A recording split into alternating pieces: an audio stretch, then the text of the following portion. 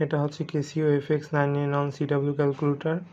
এটার সবচেয়ে বিশেষত্ব হচ্ছে এখানে অনেক ধরনের ফাংশনাল কাজ করা যায়।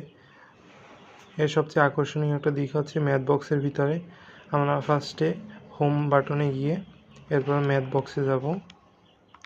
এখান থেকে ডিসকো রোল এটা টিপ দেবো, এরপরে এক্সিকিউটে যাব। এখান থেকে আমরা দেখতে পারবো একটা গুটি ঘুরছে। পরবর্তীতে আমরা এই লিস্টের মাধ্যমে এখানে অ্যান্সারগুলো দেখে নিতে পারবো। পরবর্তীতে আমরা যদি চাই যে কয়েন টস করতে, সেটাও আমরা এই ক্যাসিও FX991 CW ক্যালকুলেটরের মাধ্যমে পারবো। কয়েন টসে টিপ দিলে এখান থেকে ইনপুট দেব কয়েন, তারপর অ্যাটেম্পটস, তারপর এক্সিকিউট দেব,